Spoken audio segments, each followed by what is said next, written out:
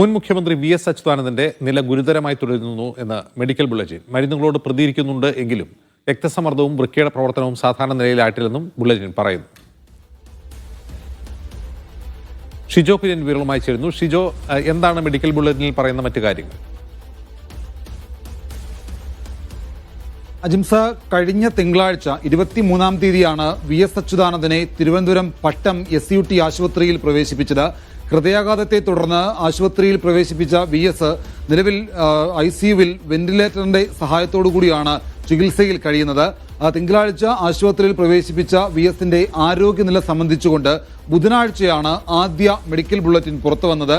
ആദ്യ medical bulletin പുറത്തു വരുമ്പോൾ നേരിയ പുരോഗതിയുണ്ട് എന്നുള്ള വാചകമായിരുന്നു മെഡിക്കൽ ബുള്ളറ്റിനിൽ പറഞ്ഞിരുന്നത്. രണ്ടാം ദിവസത്തെ മെഡിക്കൽ ബുള്ളറ്റിലേക്ക് വരുമ്പോൾ തൽസ്ഥിതി തുടരുന്നു, മാറ്റമില്ലാതെ തുടരുന്നു എന്നുള്ള മെഡിക്കൽ ബുള്ളറ്റിൻ പിന്നീട് ഇറങ്ങുകയും വിവിധ വിഭാഗങ്ങളിലുള്ള കാർഡിയോളജി, ന്യൂറോളജി, നെഫ്രോളജി തുടങ്ങിയ വിവിധ വിഭാഗങ്ങളിലുള്ള വിദഗ്ധരായ ഡോക്ടർമാരുടെ സേവനം നൽകി വരുന്നു എന്നുള്ളതായിരുന്നു കഴിഞ്ഞ മെഡിക്കൽ ബുള്ളറ്റിനുകളിൽ ഉണ്ടായിരുന്നത്. എന്നാൽ ഇന്ന് അല്പസമയം മുമ്പ് ഇറങ്ങിയ മെഡിക്കൽ ബുള്ളറ്റിനിൽ പറയുന്ന ഒരു വാചകം VSന്റെ നില ഗുരുതരമായി തന്നെ തുടരുന്നു എന്നുള്ള വാചകമാണ് മെഡിക്കൽ ബുള്ളറ്റിനിൽ ഉള്ളത്. VSന്റെ നില ഗുരുതരമായി തന്നെ തുടരുകയാണ്. ആരോഗ്യനിലയിൽ മാറ്റമില്ല, അവസ്ഥ ഗുരുതരമാണ്. മരുന്നുകളോട് പ്രതികരിക്കുന്നുണ്ട് എങ്കിൽ പോലും വൃക്കയുടെയും അതുപോലെ തന്നെ വൃക്കയുടെ പ്രവർത്തനം സാധാരണ നിലയിലേക്ക് വന്നിട്ടില്ല. അതോടൊപ്പം തന്നെയാണ് രക്തസമ്മർദ്ദവും ഉയർന്നു തന്നെ നിൽക്കുന്നു. രക്തസമ്മർദ്ദം സാധാരണ നിലയിലാക്കാനുള്ള ശ്രമം നടത്തി വരികയാണ്.